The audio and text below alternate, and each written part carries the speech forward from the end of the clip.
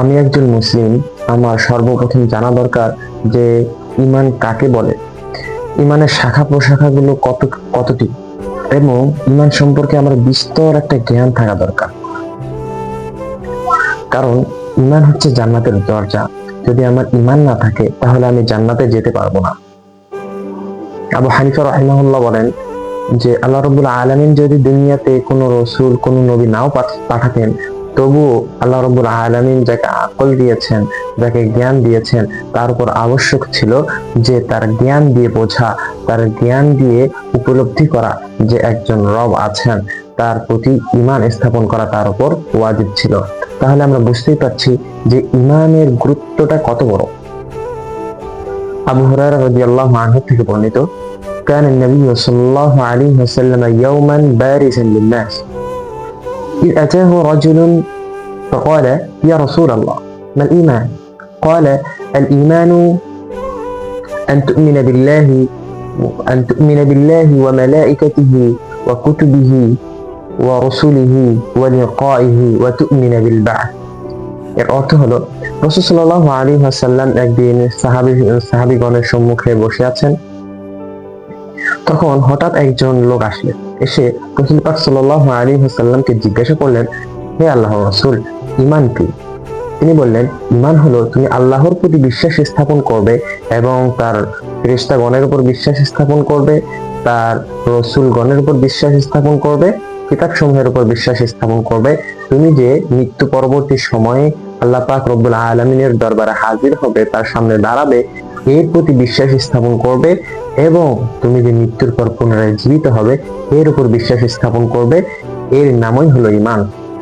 ঈমানের অনেক শাখা প্রশাখা রয়েছে, তার মধ্যে কিছু শাখা প্রশাখা হলো যে লা ইলাহা ইল্লাল্লাহ বলা, সর্বনিম্নটি হলো রাস্তা থেকে কষ্টদায়ক জিনিস সরে ফেলানো, এবং লজ্জা হচ্ছে ঈমানের একটি বিশেষ একটি শাখা।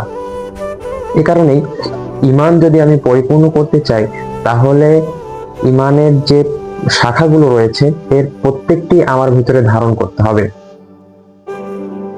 তো তার মধ্যে কিছু শাখা হলো যে লজ্জা থাকা, বিনয়ী হওয়া, রাগ দমন করা, এবং সালাম দেওয়া, সালামের উত্তর শুনায় দেওয়া, বিনয়ী হওয়া, এ সকল আরো অনেক বিষয় আছে। সন্তান লালন পালন করা, পিতামাতার হক আদায় করা, এরকম অনেক ইত্যাদি ইত্যাদি শাখা প্রশাখা রয়েছে। তো আমরা অনেক সিচুয়েশনের মধ্যে আমরা ডিপ্রেসড হয়ে যাই যে হয়তো এই সিচুয়েশনের মধ্যে আল্লাহ রাব্বুল আলামিন আমাকে দেখছেন না, কিন্তু না, আমাদেরকে মনে রাখতে হবে আল্লাহ রাব্বুল আলামিন আমাদেরকে ওই সময়ও দেখছেন, ওই সময় আমাদের অন্তরের কথা শুনছেন।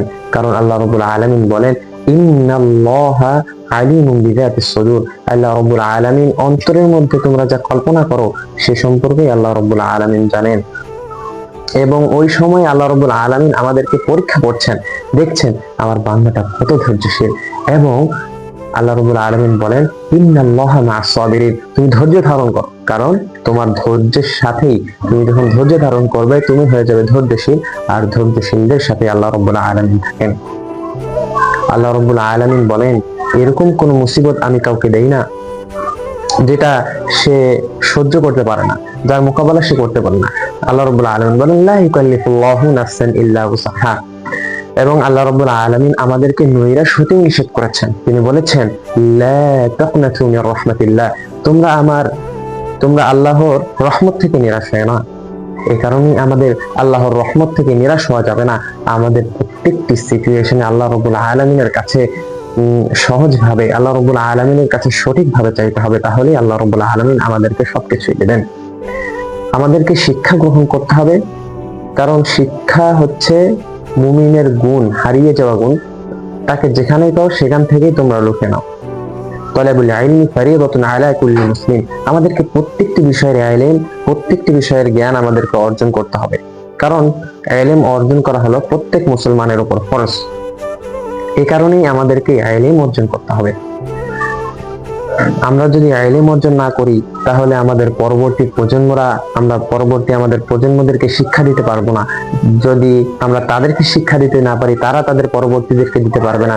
এরকম ধারাবাহিকভাবে যেতে যেতে এক সময় আমাদের সমাজ ধ্বংস হয়ে যাবে, নষ্ট হয়ে যাবে। এই কারণে আমাদের নিজেদেরকে শিক্ষা গ্রহণ করতে হবে। শিক্ষার কথা আসলেই অনেকে বলে শিক্ষা গ্রহণ করতে হবে, পড়তে হবে।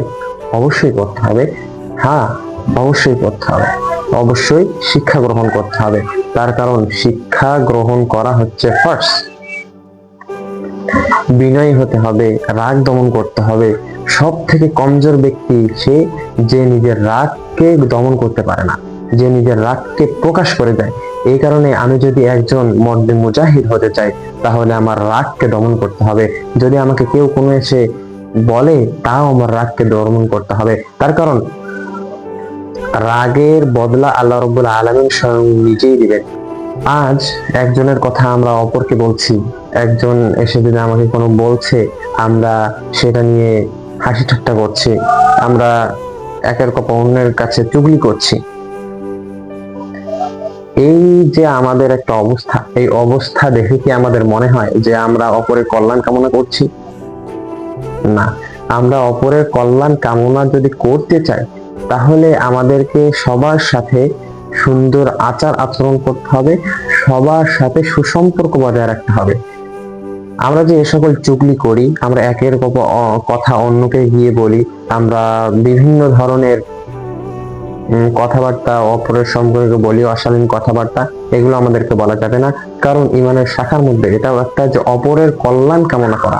যদি আমরা আমাদের ভাইদের কল্যাণ কামনা নাই করতে পারি, তাহলে আমরা কি প্রকৃত মুমিন হতে পারলাম? আমরা কখনোই প্রকৃত মুমিন হতে পারবো না, যতক্ষণ না আমরা অপরের কল্যাণ কামনা করবো না। আমরা সমাজের মধ্যে চলাফেরা করছি ঠিক, আমরা সমাজের মধ্যে চলছি, সবার সাথে মিশছি, কিন্তু মিল মহাব্বত জিনিসটা আমাদের মধ্যে কমে গেছে। আমাদের পরস্পরের মধ্যে মিল মহাব্বত তৈরি করতে হবে। এর একটা পন্থা হলো আমাদেরকে সালাম বেশি বেশি দিতে হবে।